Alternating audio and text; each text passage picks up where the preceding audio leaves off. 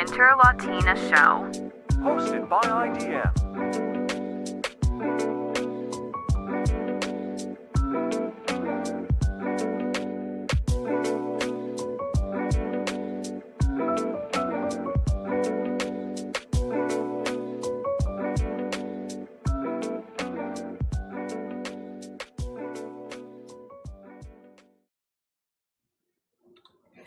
And we are live and nothing's breaking.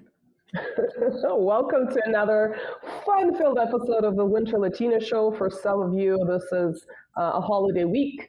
It was Canada Day on July 1st. It's America's birthday today, and possibly other people might be celebrating elsewhere. Canadians and Americans celebrate at the same time. So let me just click out of too many things going on here. There we go. And we're going to do another story time with you guys. And I think, as you might have noticed, that we're sort of been alternating having guests, doing story time. Hopefully this is a format that you find interesting. Definitely weigh in the comments if there's anything else you'd like to see, or if there's something you'd like to see more of. But I think the beauty of historical story times is that Marcelo knows little to nothing about what I'm going to tell him about, unlike having guests. I know little to nothing about most of we talk about, so. Most of what we talk about, right? So we're going to do another, it's a little bit of a deep dive, but on a very particular story. So Marcelo, imagine this scenario. It is July 15th. It's the middle of summer. You are in a very large, dusty city. It's hot. It's not humid. It's kind of more of a dry heat. It's definitely beautiful. There is a young woman who lives in the city. She really likes certain things about the city. For instance, she can go to an open air market in the summer and buy the freshest fruit from all across the region. She might choose to get delicious, juicy watermelon, for instance, something that's available seasonally in the summer at this market, or other types of delights, because this is a very large country where she's living in a very large city. She's in the city. A lot of people are out of the city. This is when they typically vacation. Some of them opt to go to the sea, have a really lovely vacation by the beach, go swimming, relax from having a difficult year at work, much like they deserve. More people choose to go to their cottages, not too far away from the city, maybe within an hour or two, maybe a little bit farther. They opt to have a very kind of lazy vacation. Now, there are mosquitoes. Not everyone likes mosquitoes, but other than mosquitoes, there are a lot of things that you can do when you go to your summer cottage. You can relax by the river, you can swim, you can get the freshest fruit, you can go pick wild strawberries, basically have a really nice lazy vacation. Children love it. So lots of people live the city at this time, but it's still a nice place to be. She kind of has to be in the city for work purposes. And it's summer, it gets dark pretty late. It's July 15th. It's actually 1977. So imagine the fashion from that period. And very interesting fashion that to a certain extent has come back for better or for worse.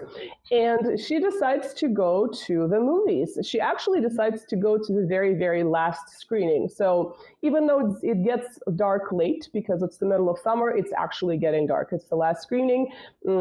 She drives to the movies and she goes to a really major movie theater in this large city. She parks her car, she gets out, and she opts to see a movie that's called The Red and the Black. You may not know the title, but it's actually based on a novel by a French author, Stendhal. I'm sort of mixing French and English in terms of my pronunciation right now. It's a 19th century novel. It's an interesting novel because it's sort of a historical novel discussing the social contradictions in the French society, first after the French Revolution of 1789, the rise of Napoleon, and the Napoleonic Wars. So the movie is based on that novel. So she decides that this would be an interesting piece of cinematic art to watch on this hot summer evening. And she parks her car and she's heading to the movie theater. But she's feeling a little bit paranoid. She has this feeling like someone is following her. Is it a stalker? Is it a thug that she doesn't know? She just feels a little bit uncomfortable. And as she's heading to this movie theater, she doesn't actually make it known that she feels a little bit paranoid. She's not actively, overtly looking, to the left, to the right, to show this person that she thinks might be following her that she's concerned. But she definitely has this kind of unsettled feeling in the pit of her stomach. And then she realizes, oh crap, I'm wearing a very, very, very noticeable outfit. And indeed she is. She's wearing this beautiful white dress. It has a flower pattern. So she really stands out. She's a young woman. She's pretty cute. So she realizes that, oh man, if I am indeed being stalked, this is not the way to get lost in the crowd. And again, it's getting late, it's evening, but yes, it's summer, people are still out, definitely people are going to the movies. And so she walks into the movie theater, she ends up sitting by the emergency exit.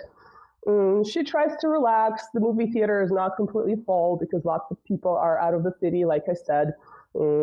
And they enjoy the sort of the countryside and the fresh air more so than the dust that can accumulate in a large city at this time.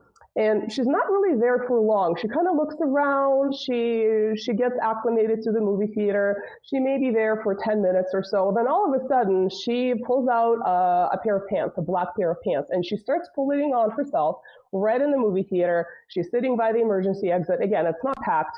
And she puts on these pants like right over her dress, her beautiful white dress with a flower print on it. Then she pulls out a black jacket. Middle of summer, hot. Yes, it's getting a little bit chillier at night, but it's July 15th. She puts on this black jacket. Now she's dressed in black from head to toe. A little bit strange. And just within a few minutes of arriving at the movies, she doesn't actually end up watching this movie about post-Napoleonic France.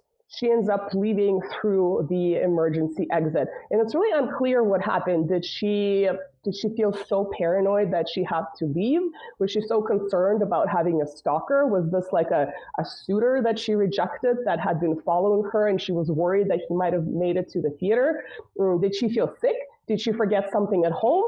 It was really unclear as she just took off from the movie theater and went through the emergency exit. But she didn't actually go to her car. Remember, she arrived at the movies by parking not too far from the movie theater and walking into the building. No. She didn't go to the car. She ended up taking the bus. And then she ended up taking multiple modes of transportation. She took the bus, she took the subway, she took the trolley bus, and then she took a cab. So based on this, it seems like it probably was something about someone, let's say a suitor stalking her, perhaps an unknown stalker. Why else would someone take so many different modes of transportation? What do you think about this? Well, first of all, I think of Interpol, the game, the table game. But yeah, usual people. I mean, I'm from Rio de Janeiro, so we are naturally paranoid. I think if you live in a big city, especially, you don't know what it's like to be a woman, but you can ask a woman. If you're alone, you're going to the movies, you probably feel, even if it's considered to be a pretty safe city, there's always something in the back of your mind. I think today, especially, some cities are less safe, and you definitely feel almost like this animalistic sense of danger, this alertness, that's a little bit of adrenaline that makes you more aware of your surroundings. Like today, you would not be wearing headphones, for instance, right? Like if I'm a woman and I'm walking at night, I'm not going to be listening to music because I want to be aware of what's going. If I'm going hiking, I'm not going to be listening to music with earbuds, right? Because I want to know, is there a bear? Is there a giant elk that's going to stomp over me? Is there a mountain lion that's going to jump on my head? So yeah, I think it's really, I don't think it's just Rio, but definitely a large city like Rio. It's probably more prevalent. Yeah, exactly. In Rio de Janeiro, doesn't care if you're a woman or a man. If you see two guys on a motorcycle, just run as fast as you can. But as paranoid, naturally paranoid from Rio de Janeiro, I would say, well, first of all, our friend Who Cares answer smart. Who cares if Yeah, his name? that's Yeah, who cares yeah, if the it's name for his people who nickname. don't? Yeah. First thing that I think, yeah, of course, you try to get to mix on the crowd, and then get a safe house or a safe place where you have a lot of people and safe exits, and the movie theater thing that was smart. Um, but I then mean, a she's lot even of carrying different extra clothes. She's even carrying yeah, extra clothes with her. yeah, but then a lot of different transportation modes. That's pro. That That's seems a not little being bit over the paranoid. top, right? That seems a Yeah, little yeah, bit over the that's top. I mean, unless you're really just freaking out that, you might think you do have a stalker, or it might be an, ex romantic partner who you think is chasing you. You might, take multiple modes of transportation if they're available. And if maybe if your sense of paranoia is so heightened that you might not even be chased by anyone, but you just feel like you really need to get away, and kind of like a deer that's like running in weird directions to get away from a predator. It's almost like that, right? You feel yeah. like you're prey. The immediate thing is you need to go to somewhere safe. You don't need to lose the person. You need to go to somewhere safe. And I mean Yes. that the normal person would say, okay, from here I'll call the police. I'll get security on the shopping center or shopping mall or something like that. Call the security, say, oh, this man or this person is following me. That's what. But if you're just running and trying to miss the person, it means that that person is dangerous enough to take down even a security person from a Right. shopping mall. Sure. Or you might be so paranoid that it's sort of getting the better of your kind of rational faculties, and you're just kind of acting on instinct. I need to get away. Mm. I need to get away. Well, let me know what you think. She doesn't go to this young woman, now no longer wearing, she's still wearing her white dress, but it's now under black clothing, even though it's summer. It's July 15th, 1977. And, the city does get quite hot in the summer. And although it's not humid, I think to me that would make a difference. It's kind of more of a dry heat as opposed to Mm. humidity. As someone who hasn't really lived in humidity, that really kills me. Yeah, and so she, let me know if you think she did the right thing. She actually ends up getting out by a very large bridge crossing a river. And it's actually a very deserted area. And by now that she's, it was a movie, she didn't finish it, she's taken multiple modes of transportation. It's now late, it's very dark. This is a very large bridge. It's, kind of a modern type of construction, concrete, steel, crossing the large river that traverses this large city where she lives. And she's now in a very, very deserted area. She's not, this bridge isn't located in the center of the city, but it's actually not in the outskirts either. It's sort of in between. Back then it was in between. It's sort of in the southern part of the city. These days it would be considered more central.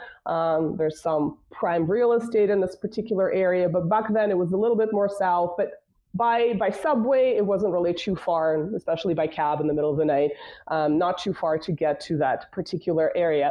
And so, yeah, she is definitely not in a public area. She's in a public area, but not in a crowded public area. She's in the middle of what would have felt like the middle of nowhere, even though it's pretty, fairly central. No one is around. It's very dark.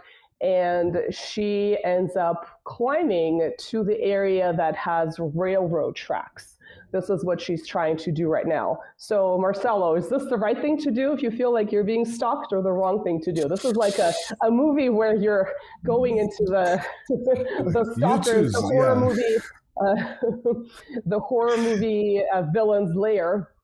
Yeah, I mean, as I said, a normal person would not go to an isolated area, and a train station, or not a train station, but a train track, By herself in the middle of railway. the night. Yeah, in the middle of the night, it's a desert area. I mean, it's an area that you won't find help from someone else to deal with whatever is chasing you, or even if you're just paranoid, you're thinking that someone is chasing you, you're not going to find help from others. Yeah. That's And the you point. might feel more paranoid because it's dark, it's feels abandoned because this is not an area where lots of people would be at in the middle of the night. It's a bridge. It's kind of industrial in that particular location. Yeah, and you're climbing to get to the railroad tracks. And to get to the railroad tracks, you kind of have to go through this area that has a bunch of arches. And it's so dark, that particular part of the bridge isn't lit. So as you're going through the arches, it's almost like you're disappearing. So to an outside observer, and this young woman was indeed being observed, so she was right about that, it was almost like she was disappearing. And she wasn't being observed by one person, one potential stalker, as she may have thought. She was being observed by approximately 100 people. And this 100 people, all located around this bridge, thought they were going to lose her because she was so dark. She was wearing all black. She's like a ninja. And she's going through these arches, and the way the shadows are falling, it's almost like she's not even there. So this group of people, very large group of people, decides that they need to catch this young woman right there and then. And to show her that they're not a gang, a group of thugs that is going to cause tremendous harm to her, again, she's a young woman, some of them are actually wearing official uniforms because they are representing the government of this country. And they're heading in the same direction as she is. By then, she had gotten to a particular location. There is a secret hiding place, and she stuffed a package into the secret hiding place. And she's trying to return. And this is when they capture her. And she is screaming very loudly. She is fighting. She knows karate. She's kicking. She's a woman. She's being captured by multiple men. She's actually putting up a very brave fight as this is happening. Ultimately unsuccessful because she's swearing profusely. But she's being captured by these people. And the reason she's screaming is not to alert the potential bystanders that she's about to be really harmed by a group of thugs, but because she's wearing a recording device and a wire with a microphone that a person for whom she left this package would hear her screaming that it's not safe to come and get this package. So it's not so much her concern for danger and for being harmed herself. She wants to alert the other party. But little does she know, this other party is dead. He is no longer with us. He had chosen, his nickname was Trigon or Trigon. He had chosen a self-exit. He had chosen a self-exit in, some would say, a very brave way, others would say a very weak way. He ended up very quickly poisoning himself in detention, and this poison was provided to him, according to the book I'm using, by the Central Intelligence Agency of the United States of America. But this young woman doesn't know that Trigon is no longer with us, that he had died, he had self-exited. For YouTube purposes, I'm using euphemisms here because YouTube doesn't like the other word. Sorry about that, folks. Just to explain to people why I'm using such euphemisms. YouTube doesn't like the S word. And she is basically, her screaming is in vain. And as she's fighting off this group of men, the author of this article, which is part of a book that I'm reading, tries to restrain her because she's using her badass karate moves. And he grabs her by the wrist, and that's the wrist where she's wearing a watch. And he ends up actually snapping the bracelet part of the watch, and lo and behold, a microphone comes out from the bracelet. The broken bracelet revealed where the recording devices, the transmission devices were being held, really tiny ones, obviously. And the woman, as you can probably guess by now, is not just some average woman who is running away from a stalker, an ex-romantic partner, who is just overly paranoid. Her name is Martha Peterson. She is an employee of the United States Embassy in Moscow. She's not just a low-level clerk. She is a vice consul. And at the same time, she too has been working for the Central Intelligence Agency. And Trigon, the man, or Trigon, who had taken himself out, is a highly positioned government official in the Soviet Union's Foreign Affairs Ministry. And he basically was a traitor who turned on his country, and he was working with Miss Peterson, and he was passing on lots and lots of information that he should not have been passing on. So in that way, you can probably imagine that perhaps a very quick self-exit may have been better than the type of punishment someone of his government status and his the level of crimes that he committed against the country, the type of punishment he would have received. I am not entirely sure, but I suspect it would have been the death penalty, because at that time, the Soviet Union did have the death penalty. And I don't want to butcher his full name. His name was Alexander Ogorodnik. And Miss Peterson was captured with all her things, kind of captured red-handed. She was taken to Lubyanka, which is a famous, some people would say infamous, it has a long history, prison in Moscow, or jail, I guess, for an interrogation. And there she was presented with all the things that she had. So the place where she put her package was disguised as a rock. Obviously, they had her broken bracelet from the watch. There are pictures of her online, actually documented for official purposes. She had a wire under her jacket and under her beautiful white dress with flowers on it. It looks very 70s with this kind of funny collar that's very, I think, symptomatic of the fashion at this time. Her package contained a bunch of documents, gold, paper currency, so fiat currency, very, very specialized camera equipment that wouldn't have been available to a mere mortal at this time, and similar types of devices. So she was passing all of this to Trigon, and she did not know that by then he was already gone. And so... And all this equipment you can find in Amazon now, links on the description. Right, exactly. You're like, check my affiliate link. Yeah, I don't have any affiliate links, but yes. Neither do I, but I could not lose the joke. Yeah, a mere 45 years later, you can go on Amazon and you can purchase this equipment, probably made somewhere in Asia. It's available to the public now. But in 1977, it was not. And so Miss Peterson, nothing happened to her. The KGB and other officials that have caught her red-handed, including the author of the article, whose name is Gennady Zaitsev. His status is the hero of the Soviet Union, so he is sort of a kind of an acclaimed person in his field.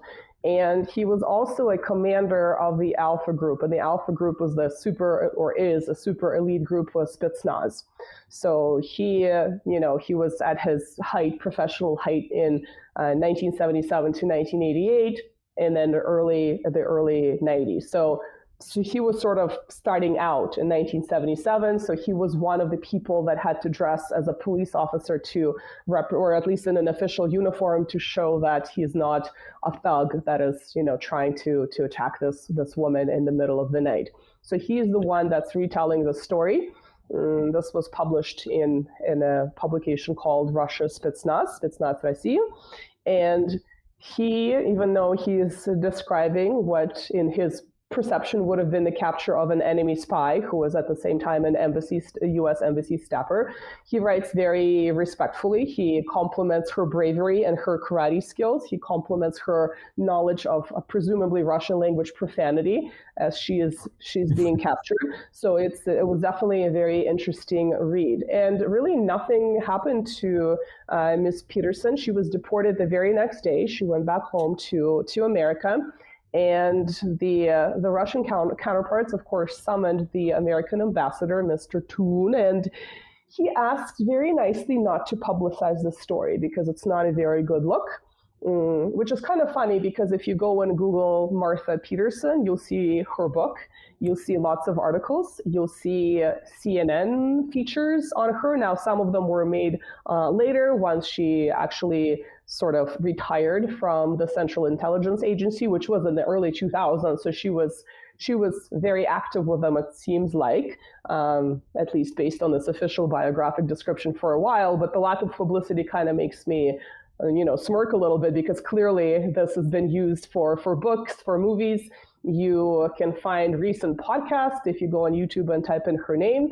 Of course, Americans who are recording such podcasts are calling her quote unquote a patriot, quote unquote an American hero. For someone who's not an American, it's, I would say perception is a little bit different. You can, now of course she is working for her government, so, you can use your judgment, but they're also lamenting the death of this traitor, which is very interesting because, my opinion on someone who chose to do something like this is quite different. You can, again, use your imagination what I think about Mr. Trigon or Agarodnikov. And yeah, if you literally Google her name, CNN article from 2018, mom reveals her secret spy life to kids. You can see how this is being marketed. I don't even think I need to comment on that. You go on Amazon, and I actually haven't read her book, but you can learn a lot. Just from the description of the book, and the book has really good reviews, 4.4 stars. The book is called The Widow Spy from 2012. And I'm going to read this so you can kind of arrive at your own conclusion. So this is meant to promote the book. Quote, "The Widow Spy is the first-hand account of a true Cold War spy operation in Moscow, told exclusively by the CIA case officer who lived this experience. She was one of the first women to be assigned to Moscow, a very difficult operational environment. Her story begins in Laos during the Vietnam War, where she accompanied her husband, a CIA officer. She describes their life in a small town in Laos, ending with the tragic death of her husband. Then her own 30-year career begins in Moscow, where she walks in the dark streets alone, placing dead drops and escaping the relentless eye of the KGB. Experience her arrest and detention in Lubyanka prison, as only she can relate it. What she reveals in The Widow Spy has never been told." So you can gather a lot from that one paragraph, Marcelo. The fact that she married a CIA spy who ends up doing, I'm going to imagine, not very nice things in Laos during the Vietnam War. I mean, I don't think we need to go into too much detail about the type of slaughter that occurred in Southeast Asia, thanks to the American involvement, the containment policy, the domino theory that, if one state falls to communism, every other state will too, completely disregarding the decolonization sort of policies and struggles that were happening in this region and other regions too. So perhaps her husband's death was tragic. Again, I haven't read this particular book, but it's, for me personally, in my opinion, it's kind of hard to have a positive impression of someone who is working for an intelligence agency in the context of that particular war. So I don't know what you think about this, but yeah, I mean, we know that those people are not there for jokes. They're not there for collecting information. Those are the analysts. Not handing out cookies. Oh wait, sometimes handing out cookies also has a sinister motive in other places. Every now and then, it's just cookies are not just cookies. Exactly. I cannot judge, of course, the type of things, because only her and the agency would know. Well, she was not the one doing it; it was her husband in Vietnam. But then she also ended up being. That's what she tells. Right. Of course, this is. Well, I think she probably would. I mean, if she's publishing her book about her Russian adventure, it seems that I mean, she was born in 1945, so in 1977 she would have been quite young. So the Vietnam War, remember, 1973, the accords were signed and it was officially over in 1975.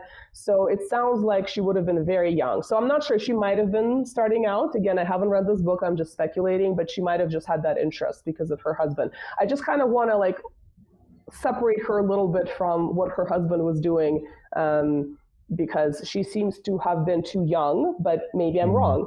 But again, whenever you see the Vietnam War and you see the name of the triple letter agency, and this agency is operating in that region, it's probably not something rainbows, unicorns, and roses. Let's put it this way. Look, even delivering cookies and muffins or whatever, that's extremely bad for the country. People, I talked with Larry Johnson here several times, and he says that the modus operandi, you want to get an asset from the country, you give whatever you want, and this person just gives you the country. That's basically the deal. He mentioned things, with strip clubs and stuff like that, and this person, just because of a tiny little thing, just gives away the country. That's what happened recently in Brazil with all the corruption scandals that were judged in Brazil by some irrelevant judge from an irrelevant city, and it broke the country. Right. I feel how many people die because of that? There might be, let's say there might be a small percentage of these people whom the country would consider, the government of the country would consider a traitor. They might have true ideological motivations, maybe. But sure. I would say most of those people are, there's something off about them. Not maybe psychologically, but personality-wise, there might be a little bit of a psychopathic streak in them, a little bit of an antisocial streak in them, where they're more interested in the things, right, that they're getting for their work, for cooperation. And it's that's part of the training program. Turning these people into this is part of the training program. Well, I think there's probably something within them to begin with in order to even be interested in that. And again, there might be a small percentage that has that ideological conviction and might be doing it for that reason. But I would say in many cases, it's more of a pure greed, self-interest, et cetera, et cetera. Maybe some of those people, there's, dirty videos about them or whatever. That's also, another factor. We're very much generalizing right now, right? But it's really kind of interesting how people like that could be perceived. But I think the other interesting thing in this description, I'm just going to jump back in here. You see how prominently the fact that she is one of the first females working for this agency in that particular role, especially in Moscow, which they describe as a quote unquote very difficult operational environment. Yeah, one of the first women, and so she's quite young at this time. So I think there's almost this girl power element to this, like a kind of a weird feminist way of promoting this female, embassy staffer / spy because she is a woman. And so I think just the way they're promoting her, like, on the one hand, she had this, in their opinion, badass husband who tragically died in Laos doing very nice things, right? And at the same time, she's one of the first women doing something, probably a difficult job, right? To do something like this in a foreign country. So it's almost like, they're promoting her as this, like feminist superhero, which I always think of, contemporary memes about, bombs being dropped from planes labeled with rainbow flags because they're so egalitarian, but they're still doing the same thing. So it's almost like along the same lines, right? She's so badass because she's a woman, and to a certain extent you can maybe appreciate that if you don't have the full context. But it's pretty interesting how that type of story is being promoted. Or like in the CNN article, she's just a mom with kids, and at the same time, she's a spy. It's like Superman is like this nerdy dude. I never watched Superman by day, right? And by night, he's this badass superhero. So it's almost like that type of a trope that's being applied to a real person working, not just, let's say, in the military, but in a very particular agency that has very particular intentions when they are in foreign countries. So it's not just about defending their own country. It has very particular intentions about other countries that are very well documented from lots and lots of declassified documents. So I thought that was also very interesting, the way this person is being promoted because she's a woman, because you wouldn't have that type of promotion about he's just a dad, but at the same time he's a badass agent for the triple letter agency. You know what I'm saying? Like you don't really have. Depends.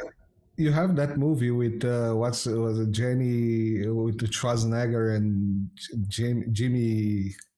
I don't watch mainstream. Well, these days I don't have any time for movies, but I'm just not very familiar with mainstream movies. So that's very old movie. Back in the time of Hollywood was decent.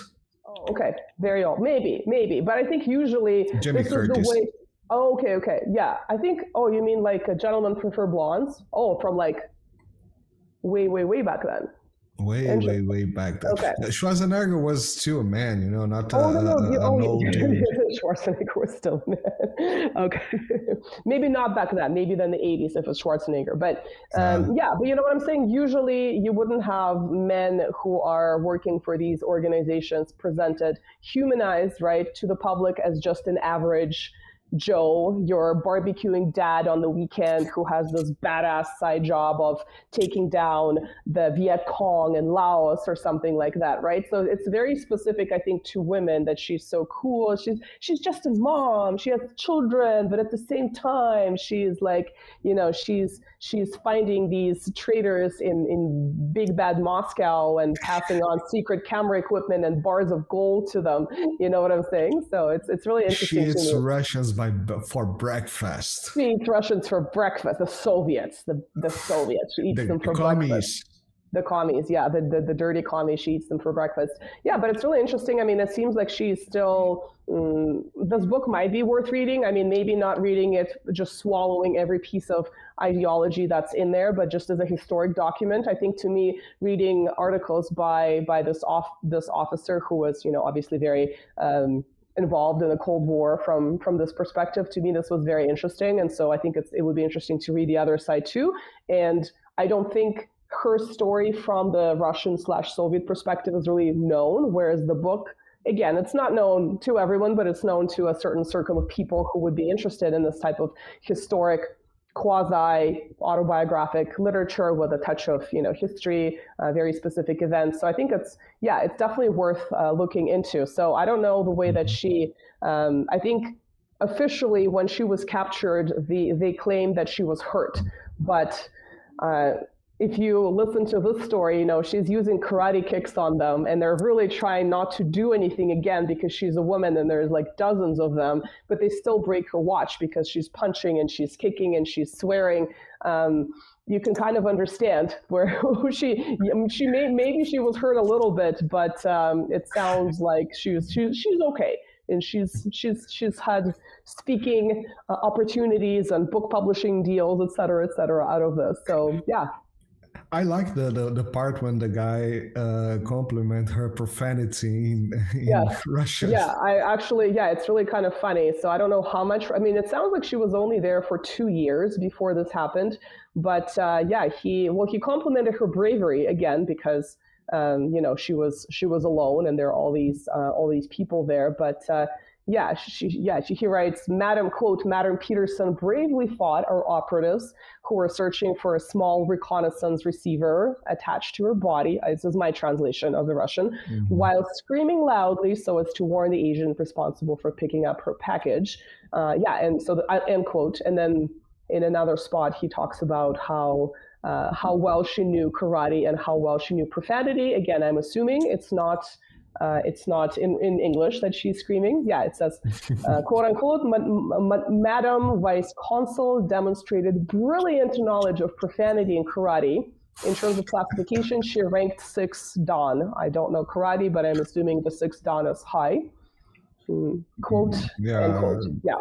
So the 6 Dan it's already 6 times bigger than the black belt. Yeah. So, again, born in 1945, this is 1977, right? So she's she's in her, so she came there, she just turned 30, right? I'm assuming, or somewhere around there. I don't know her exact birthday. And so 2 years later, right? So she's in her early 30s. She's a badass karate chick whose husband has already tragically, heroically been killed in Laos for handing out cookies, unicorns, and rainbows. And yeah, and she seems to know Russian profanity. And yeah, I just found this story really fascinating because, again, I think people kind of see the other side. So I wanted to, and I did this translation a while back. This is not something I did recently, but it's something that I kind of periodically look into because it's really kind of fascinating to read about this period. And yeah. It's always very interesting to get this type of history of story to picture the times. And your narration today was simply fantastic. Oh, I was actually picturing, like an old movie, like an old good movie from Hollywood, picturing the scene of her running around and trying to going where vanish she's on not the supposed to shades. go.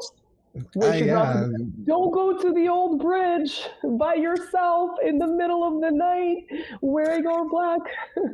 You kind of remind me Gotcha. I don't know if you remind this movie from Hollywood as well, where, well, I know what the movie is, but yeah, it's, I think. If you guys know the movie, comment here. I see there are a lot of comments, but obviously I can't read them as I'm talking. Were there any questions, or was it just comments? Well, there was a good request from Who Cares, and I enjoy a lot to say his nickname. Next video, teach us to curse in Russian. Oh my goodness.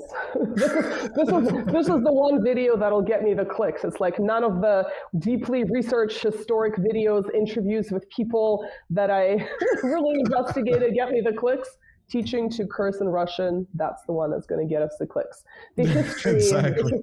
The history and the development and the etymology of Russian language profanity as it relates to other Slavic languages. We can call it that. Make it very intellectual.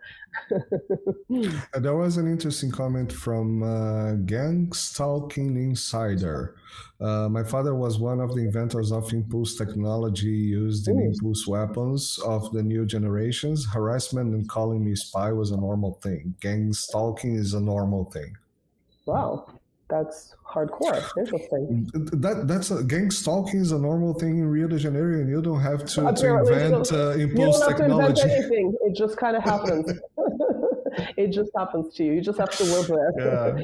You're such an anti-promoter of tourism in your country, Marcelo. You better, or maybe this is Rio de Janeiro. Maybe you're trying to get people not to go there, but really, it's a really nice place to visit. No, I mean, go there. Just be safe. In the daytime. Be safe and remember to learn karate 6 dam and to curse in Portuguese. Curse in Portuguese, yeah. Kick, scream into a recording device / reconnaissance / your wire or whatever kids use these days. I'm not up to date with my technology as far as spying goes, but yes, definitely. Well, thank you for listening, guys. I hope you like our story times. I think in the next little while, we'll give you some interviews, conversations that you'll really enjoy. And yeah, happy holidays if you're celebrating this week in Canada and the US, respectively. And we will see you very soon. Don't forget to like, share, subscribe to both channels, and see you next week, hopefully. Yes. See you next week. Thank you, everyone. Bye. Bye-bye.